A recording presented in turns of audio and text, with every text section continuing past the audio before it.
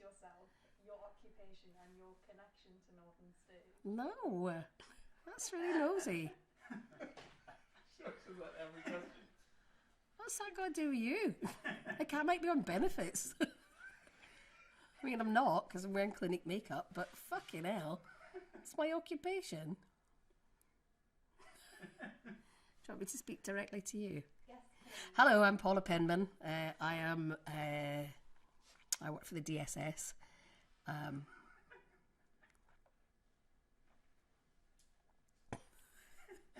Hi, I'm Paula Penman. I work in Primark in the storage department.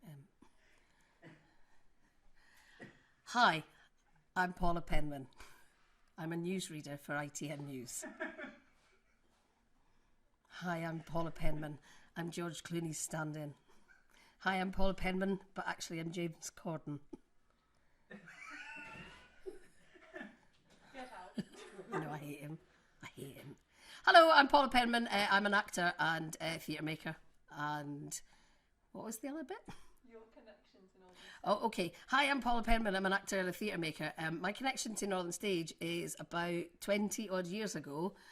I ran the bar, and then I became an actor here and in other places. What do you know about the history of Northern Stage? Nothing. What do you mean? What do I know about the history of Northern Stage? Anything about like the past of Northern Stage? Well, when I came to work, when I came to work for Northern Stage, it was still the Newcastle Playhouse, and it had the main space, which was stage 1 that you had to go upstairs to, and what is now stage 2 was the Gulbenkian. That's what I know about the history of it. And I remember some people from the past, Alan, Mandy, the ensemble. I started to work here when the ensemble was still in place. So I think I've got maybe 20 odd years of some knowledge, but before that is before my time. Cool. Because I'm only 25. What is your first memory of Northern Stage? My first memory of Northern Stage is when I moved to the city. I got lost. I was looking at flats in Jesmond, stupidly, to go and live there. And I walked past this building and I got stuck in what used to be the car park outside. So I remember seeing this building, I think the second day I moved here. That's the very first time I saw the building. What about first time you were inside? The building? Do you know what? I'm not sure if I can remember the very first time. I came to see Animal Farm. Yeah, I came to see Animal Farm. I'm sure I'd come to see some other stuff, but Animal Farm is the thing that sticks in my mind most of all. And the clearer memory I have is when I started to work here. But I only really ever saw the bar area. And the more I came in, the more I got to know the building itself and the people in it. And then that's when it got exciting. Why does Animal Farm like stick in your mind? It was, I don't know, this is going to sound, you can edit this out, this is going to sound really wanky, but I'd never seen anything like it. It was so kind of physical, it was high octane, it was loud, it was busy, it was thumping, and I think because of the way that the auditorium's set out, you always feel really close to the action, regardless of where you are. And I just remember that, and I just remember that feeling of going, oh, fuck, that's amazing. And then when I left university, I tried to get a job here, and the job that I got was bar supervisor. I just wanted to be in the building. What are some of your best memories at Northern Stage? Well, my overriding memory of Northern Stage is that I met my partner here. I met my partner in what used to be the bar, which is now stage 3. And she came in and I looked at her and I was like, wow, like, we're going to be together. She didn't know that, and I didn't stalk her. It was all very above board. I didn't frighten her. Sorry, my watch is going off. That's her. That's my overriding memory, is that I met my partner here. So that was 19 years ago. In fact, I think it was a bit longer because I met her before. So it was probably about 22 years ago when I met her. And then about 2 years later, we got together in that. And I can tell you exactly where the point is in stage 3. So it's an important building to me and for my life, for sure. Can I jump in now? How long did you run the bar for? About 20 minutes. So I got a job as a bar supervisor, and the guy that ran the bar got a hernia, and I'd been in the bar for about 3 weeks, and then the front of house came to me and went, "Do you want to run the bar?" And I was like, "Not really." But if it meant being in the building, that's why I did it. And so I think maybe all in all about 2 years-ish. It wasn't a long time, but it was long enough to know that I wanted to be on the other side of the bar. And it was long enough to know that I'd met some friends for life, because I still have friends, really close friends that I met here because I worked in the bar. Amazing. Who are those friends? Do you want to be Well, I think you've interviewed some of them. So Mark Calvert is a really close friend of mine, and Mark gave me my first professional job in this building.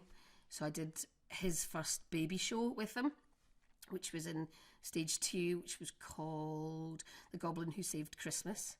So I left the bar, and then I think maybe it was a couple of years later, he got me back in to do that job, and that was my first professional job as an actor, was with him, and we're still friends. And we've just finished a Christmas show together.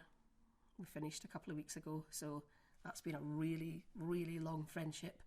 Andy Stevenson, who was a stage manager here, still keep in touch with him. Chloe Ribbons, Karen Trainer.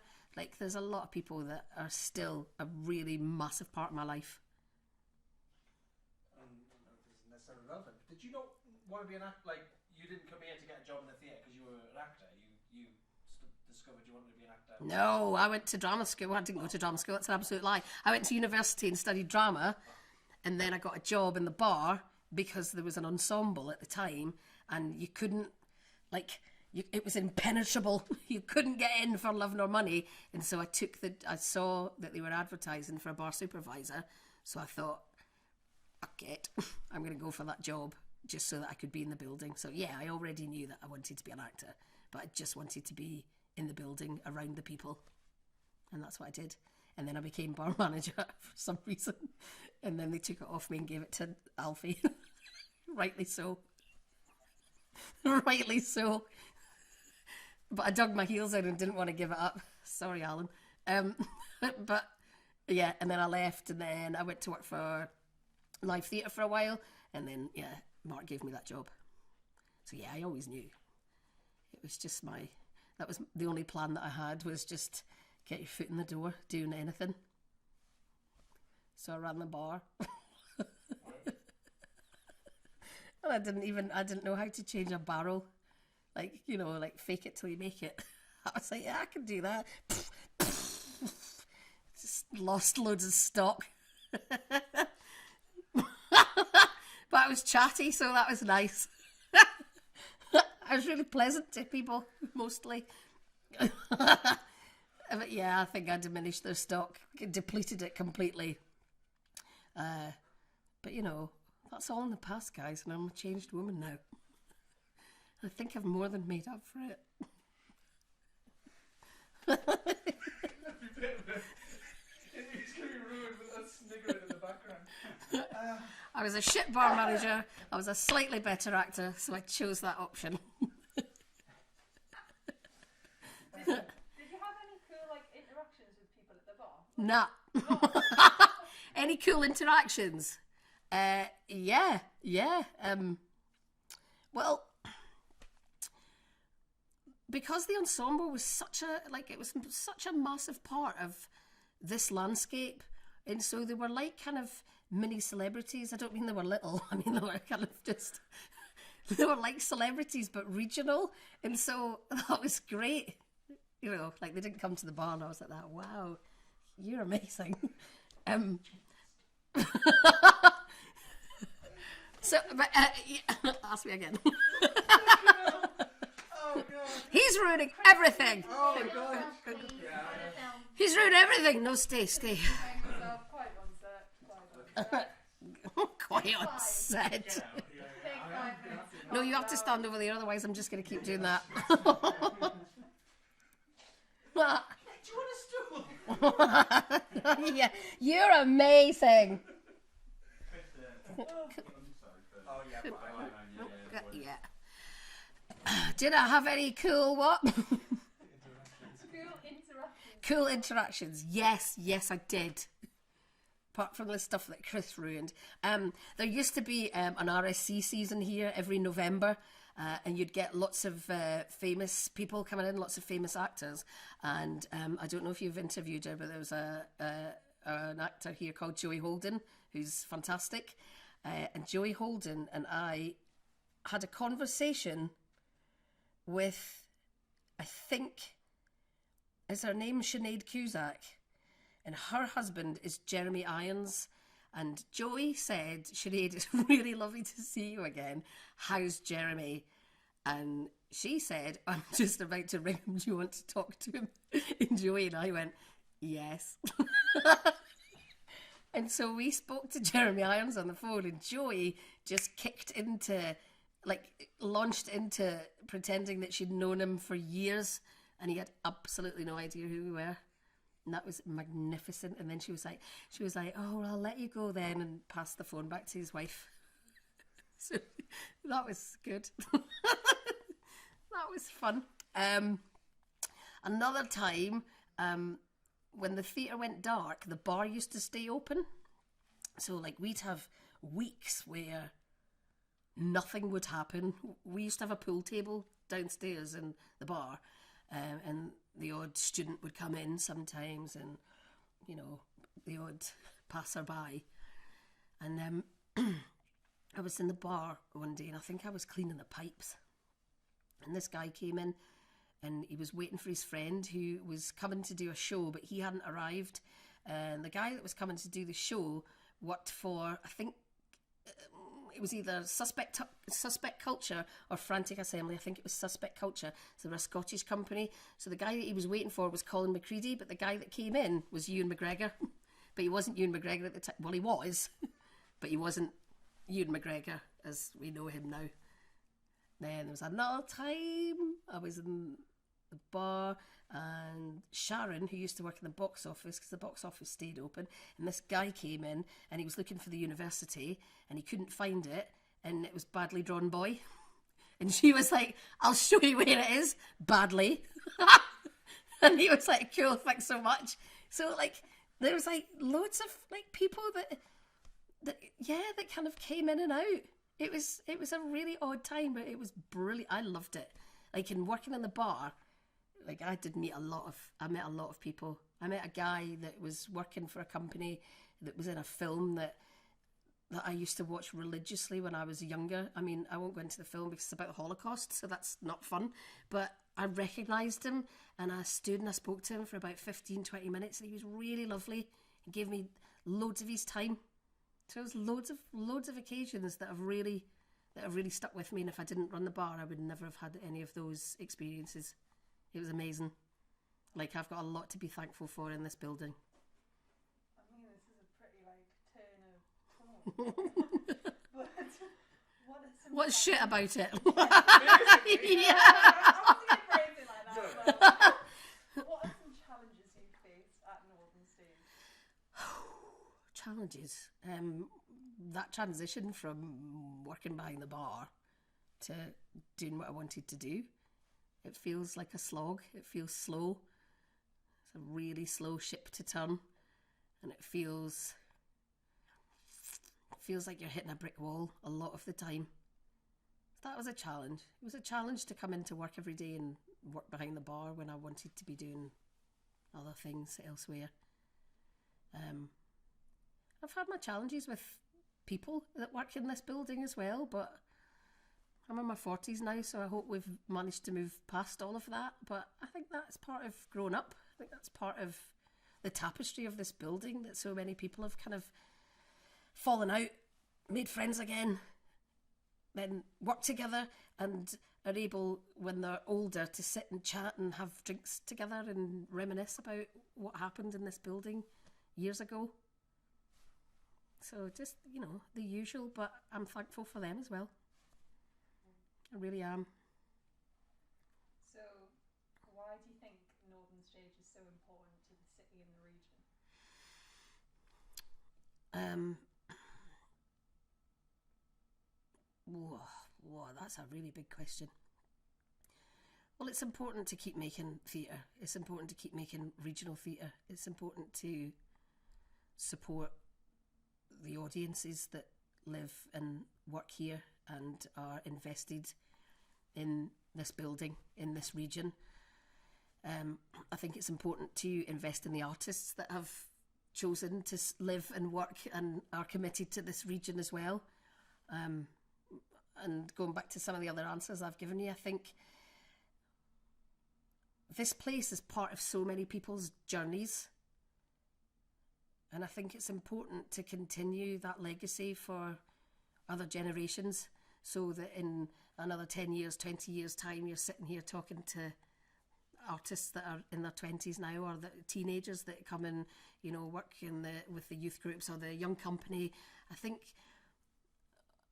all of that, I think this building is really important. It's a really important place for people to come and learn and enjoy and have fun and figure out who they are, figure out what they want, and figure out who they want to be around. I think it's a really important thing. I think for young people that's really important. I think for audiences it's really important to make really good work. I think it's important to bring work into the region, because sometimes it feels like Newcastle's a flag of convenience for people sometimes, that they just dip in and out of it, and I think we're worth more than that. I think we're so much more important than that. So there's a lot I could go on, but I think those are the main points. So, coming off of that, what challenge would you set Northern Stage for the next 50 years? Ooh. Oh. I mean, drop your drinks prices for a start. I mean, they're expensive, aren't they? They're expensive. Like, if you think about it, I mean, I'm joking, but if you think about it, you buy a ticket to the theatre and then you get a round of drinks in, and 2 drinks are costing you 12 quid, 14 quid. And then you have to get the metro home, or you have to pay for parking. Like, accessibility, make it affordable. I understand that sometimes the cost of making things is huge, but that doesn't always have to be passed on to the audience. I think it's important to keep it affordable and to not neglect people who are on lower incomes or on a lower income. I think that's really important, is to not ignore that part of this region, because it really exists. It's a tough time right now, kind of financially. It's a really, really tough time here.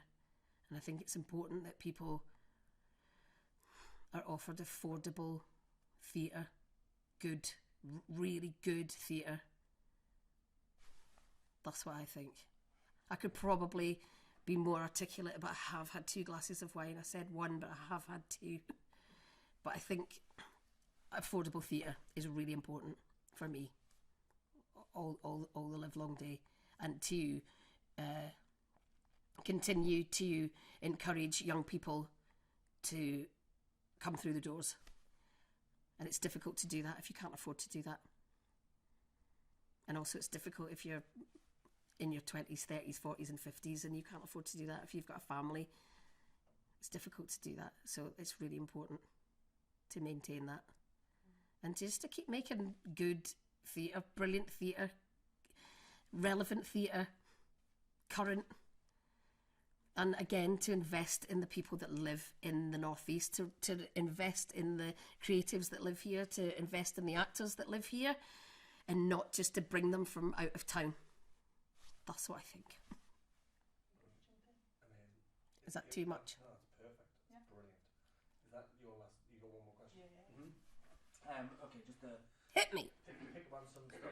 So, best memories. Can you think of Hofmal Annual Farm? Can you think of Annual other... Farm, 1985. 1984. Can you think of any other like great times out of shows you've seen or been in? Oh, yeah. Andy Stevenson, who used to be a stage manager here and prop maker, brilliant stage manager and prop maker, we came to see a version of To Kill a Mockingbird by theatre, is it Cymru? In Wales. I'm sorry if I've said that wrong. And it was one of the most amazing things I've ever seen. I absolutely loved it. We talked about it for years, and we actually followed the actors to the pub so that we could be next to them and chat to them.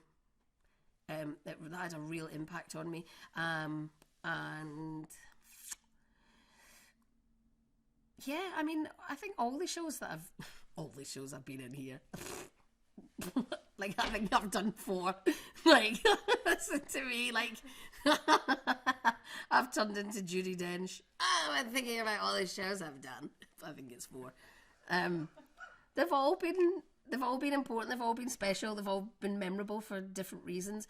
I did the Snow Queen here, which was amazing because it was on the epic stage, and also it kind of meant a little bit more because I think the week after we finished was January, and then we went into lockdown in the March. So, like, we had such a lovely time doing it, and then 8 weeks later, we'd gone into lockdown and nobody worked for 16 months. So that kind of stays with me. So what were the other 2 shows then? If you've got your top and tail there. So I did, Goblin Who Saves Christmas, The Little Detective Agency, Get Santa, and Snow Queen. And I did a thing years ago with Alan Lydiard that was called The Travellers, and again that was with Mark and some of the ensemble from here, and Mark and I had to sit on the stage and hold hands, and that's the first time I was on this stage as an actor, unpaid though, and I just remember going, oh fuck yeah, like this is what I want. And also, I know it's not what you asked me, but they did the very last night of 1984. So I think they'd been on tour and they'd come back here, and there was a guy called Mark Murphy who's a brilliant dancer and choreographer, so he did the choreography for 1984, and I was still working in the bar at the time, and so he was sat outside in the bar with me, and he was just kind of looking at his watch because he had to go back in at the end for the bow because it was the last one, so they wanted all the creatives and all the actors on, and he went, come on with me. And I was like, no. And he went, come on with me. So we stood at the side of the stage, and I walked on at the end and stood right next to Craig Conway and bowed like that. And Craig looked over, he was like that. That was like, and he just went, okay. And he took my hand and he just bowed, and like all the staff at the back were whooping and cheering when I came on, and I think the audience are just really confused, like, who the fuck is that? Who's she? Doesn't she work in the bar? I was like, thank you, I've made it. Thank you, Newcastle. Newcastle. Thank you, Newcastle upon Tyne. You're welcome from me. It was brilliant. He was like, go on, just go and bow. It was wonderful. Since you were there at that time, you might not know anything about this. Mm-hmm. Did you hear or know anything about the fist fight that developed between the ensemble? Chris, I couldn't possibly comment. I'd like to take the fifth. I'd like to plead the fifth. Both the people involved in the fight have been interviewed and have they? Talked about it. Tell me what they've said. Well, just that there was a dispute of pay. I think that happened quite a lot. There was a dispute over pay, and somebody was always falling out with somebody else. That's what I was saying though earlier. Like when you said what were the challenges, like you would always fall out with people. It was like a big playground. You know, like we're all in our 40s, 50s now. Some people are in their 60s. I couldn't possibly comment who. But it was like that's the kind of place it was. But it always came from a place of, I don't want to say passion because I sound like a total wanker, but it came from a place of just being like wanting to get things right all of the time. Do you know what I mean? There was a lot of pressure on people to get things right in this building. You know, and I think for the most part, they did it. You know, I think a lot of people are in therapy now, but they did it. A lot of people are in counselling, but we did it. Oh, yeah, so that. We did it. They did it. I don't know anything about a fist fight. Well, I do, but I don't know which one you're talking about. Between Craig Conway and Peter Beverley. Yeah. Yeah. We had Peter in one night. He used to get quite testosterone. Oh, I love Peter. I love Peter. I love Peter. It did, but again, that's the thing. Like, they were all, I think, in their 20s, early 30s, and I think that's going to happen for the most part. It was mostly men in the ensemble, and then there was Rebecca Hollingsworth, and then there was a couple of other women that came in, you know, over time. But it was mostly like lads. And so I think inevitably that sort of thing was going to happen because they weren't a company that came and went. They were a company that existed for however many years it was. Was it 9? I think it was 9 years, something like that. So they were like family and they were bickering, you know, but when they were on stage, they were pretty good. I'm not going to say brilliant because I'm a dick. They were pretty good. But yeah, you know, there's a lot of things that happened in here that you can't see on film. Well, it was quite good because Peter sort of went, testosterone fuel, that's as much as I want to say about it. Yeah. On the way out, I was sort of saying to the door, he went, I actually came to a fist fight one night. I didn't want to say that on camera. I went, all right, knowing that I had Craig Conway in the next night. I think I had Craig, so can you talk about the fist fight? And that was me and Mr. Peverley. Oh my God. But, I know, but that's the thing. Exactly. It's like, you know, they would come to blows, but you know, they still got on. Well, he had us in the stitches because says, you know, there we are. We're doing Animal Farm. Some all men are created equal. Some are equal than others. We're arguing about pay disputes. Yeah. We then end up scrapping. Cut to an hour later, we're in the wings going, have a great show, darling. I know, totally. Which is so funny. That's what it's like, though, isn't it? Such a wanky profession. Yeah. Like, it's so ridiculous. Like, who would do that for a job? You're like, you'd have to be absolutely tapped. Can you talk about who you want and who you don't want? But can you talk about some of the artistic directors over the past time you've been in the 20 years you've been associated with the building? Yeah. Who do you want? Who just, you know, you don't Well, when I came here, when I ran the bar, it was Alan Lydiard, and Mandy Stewart was the executive director. I mean, he was a tyrant, but he made brilliant work, and he made really brilliant international work. He worked with Lev Dodden. I remember Robert Lepage came here to do, was it Dark Side of the Moon? And somebody had asked me to go and clear some stuff off the stage, and I was moonwalking on the stage, and Robert Lepage came on and asked me to show everybody how to do it. Now, he wasn't asking me to show them how to do it. He just caught me and didn't want to embarrass me. And then Alan came in, and I was like, oh, shit. And he was like, oh, stay. And so I was on there with all of his actors pretending moonwalking. Which was lovely.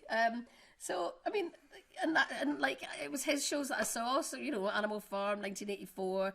I think I saw You'll Have Had Your Whole. I can't remember if that was him or not. Ballroom of Romance.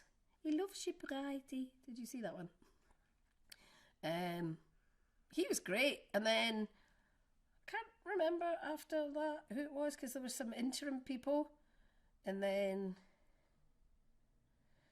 Wai Iman came, and she did some brilliant things, and she's away doing amazingly brilliant things now, and deservedly so. I remember the first show she did in the studio, which was Ruby Moon, was incredible. I absolutely loved it. It's one of the best pieces of theatre I think I've ever seen. It was incredible.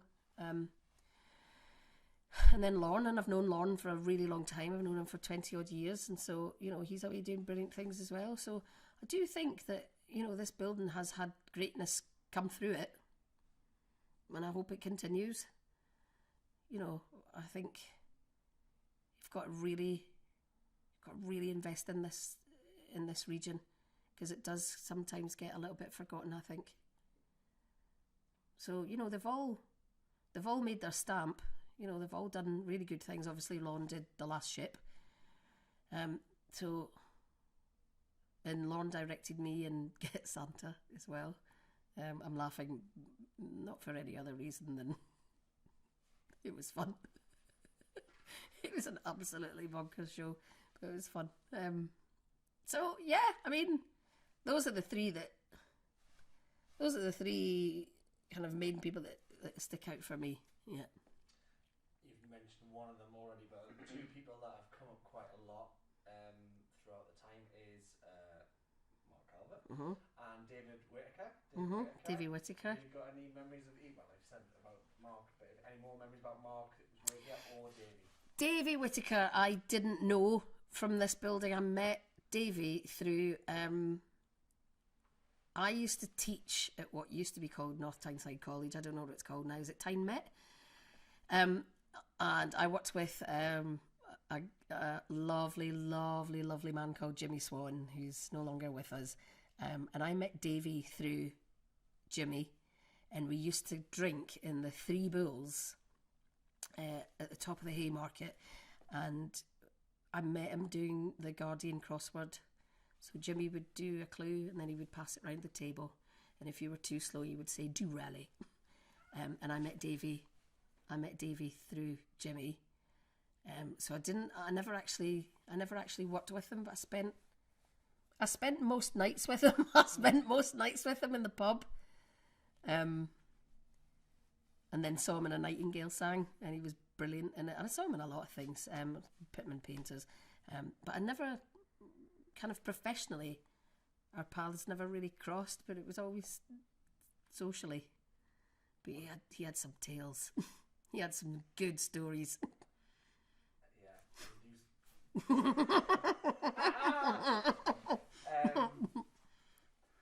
another question that came off the back of something that you said. What was it? Should do with the region. Oh yeah. Any challenges you can think of that the organisation or the building has faced in the 20 years that you've been here? I don't know if I can answer that. I think if there was anything, it was kept away from me. You know, I think the refurb or the regeneration of it was a massive thing. I mean, I think it was a bit touch and go with that sometimes, but they did it. You know, they managed it. It was epic, and I think it's only served to make the building better. You know, but yeah, I think I'm probably not the person to answer any of that, and I think that's a good thing, because it was kept away from me. If there was anything, I mean, it was none of my business anyway. Yeah. You know, I think every time I've come here as a performer, or as a facilitator, I've always felt supported. So whatever challenges the building had nothing to do with me. And just quickly, just on that point, challenges in terms of how do you feel like theatre's going to recover from COVID, from the challenge that it's, you know, this theatre in general? I mean, we just have to keep plugging, don't we? It's really hard. It's really difficult. I mean, I try, some people might not agree with me, but I try and pay it forward as much as I can. I try and help people with opportunities as much as I can. I think that's all we can keep doing, is keep feeding into each other. Is just keep feeding and feeding and feeding until we get to a point where we're able to build back up again, and there's enough work to go around. I don't know. I'm not a strategist. It's difficult for me to answer that. But I mean, I'll help anybody if they want help, if they need help. And I think that's the ethos that we should probably all be working towards, is helping each other and not standing in the way of each other. We've got to support each other. We've got to keep supporting each other and not be annoyed when somebody gets a job, or somebody thinks that they could have done that job better, or why are you getting that job, or why did you get that funding, why didn't I get that funding. It helps no one. We've just got to keep driving forward, keep moving, keep pushing ahead, and be thankful that it hasn't fallen on its arse completely, because at some point, we will all be able to be elevated up to, at some point. I'm not being very articulate, but I just think we just have to keep pushing. We just have to keep supporting each other and investing in each other and going to see each other's work instead of going, I'm not going to go and see that because I'm not in it. What's the point in that? Definitely. Back to you, Emily. So, the last question Hit me. is, what one word would sum up Bollocks. your thoughts? What? Northern Stage. What's one word that would sum up your thoughts of Northern Stage? One word.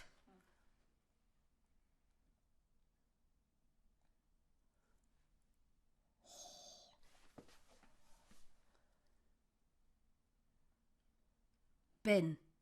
That's only because I'm looking at it. It's not bin. It's not bin. One word. Ask me again, Emily. What one word would sum up your thoughts of Northern Stage?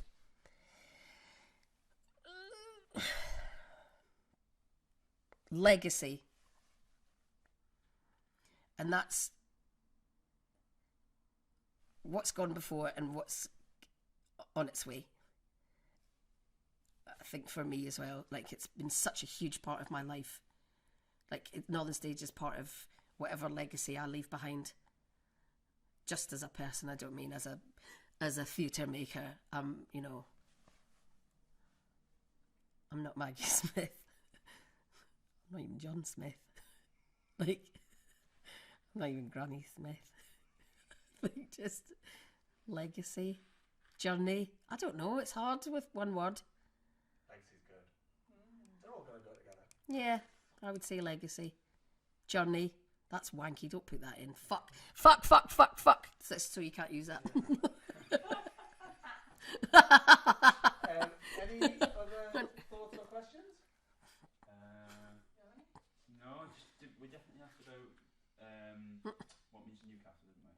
Mm-hmm. Yeah. Beautiful. Yeah, no. Cool. But should we just do touch his camera? Don't touch it! Amazing. I wanted you to introduce hi, my name is Paula Penman. I'm Rachel. Hi, my name's Dame Paula Penman. I've been in the theatre 30 years, man and girl. Can I tell you one more story? Oh, yeah. Have you interviewed John Disley, and will you be doing so? We haven't, but I'd love to. John Disley used to be the... Sorry. One sec. You ready? Yeah. John Disley, I love John Disley, used to be the assistant front of house manager, then the front of house manager. He was basically front of house manager. And there was a time when the theatre had gone dark again, and there was the pool table. So John and I got really drunk. I mean, obviously we paid for all of our drinks.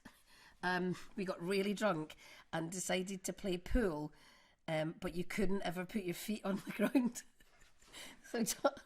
So John and I were just on the pool table like this for ages, just playing pool. And then we, I don't know if I'm allowed to say this, but we fell asleep on it.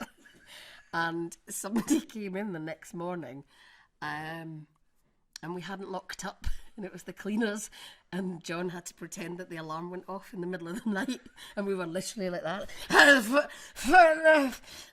you know, just waiting for the alarm companies to come out. Absolutely blitzed. I probably shouldn't have told you that because he works at a school now. Don't put that one. don't put that one. But it was wonderful. And Francis Della too. Oh, if you don't interview him, you probably won't, will you? I don't know. You might. But during the RSC season, so Northern Stage. Here's a bit of history. Northern Stage became one of the first buildings to ban smoking inside, and so the RSC were here, and Frances Della too sparked up her cigarette. She was like smoking away, and John went over and he was like, sorry, Frances, you're not allowed to smoke in this building anymore. And she went, sorry, what's your name? And he went, it's John. And she went, John. Fuck off, John. Carried on smoking, and it was like that. Yeah, okay. I walked away from her. I was like, yeah, okay. That's to the dock. That is going in.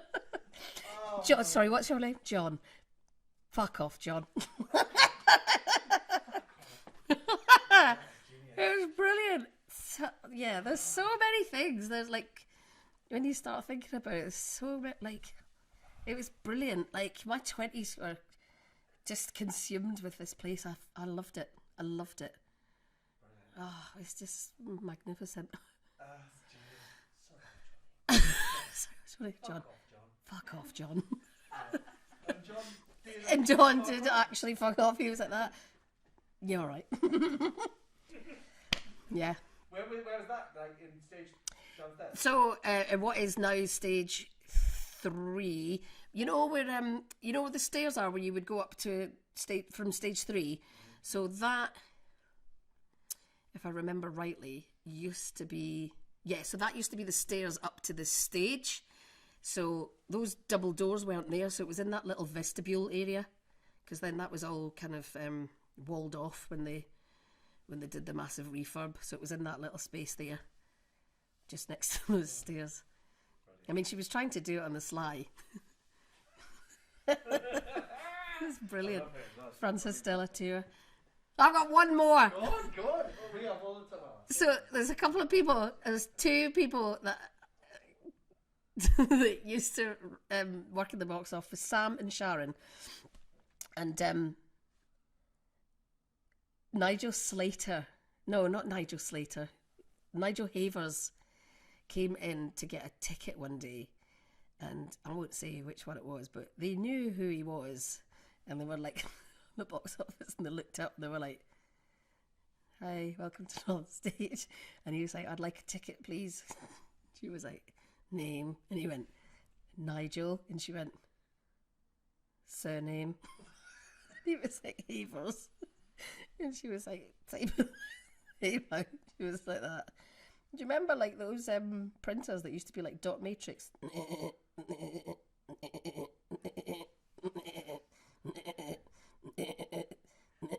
Just like that. like it absolutely just dropped him down about 400 pegs. It's just like, yeah. But they were very good at their jobs. They were very professional. I think they probably just had a really busy day, and he did turn up late to see a show. Name, Nigel. Surname. Havers. That means fuck all to me. You're late. Yeah.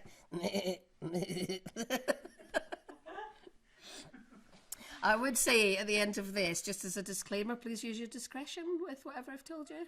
Okay. I am a member of Equity. They will come and find you. Thank you. Sweet. Ah, yeah. Like that.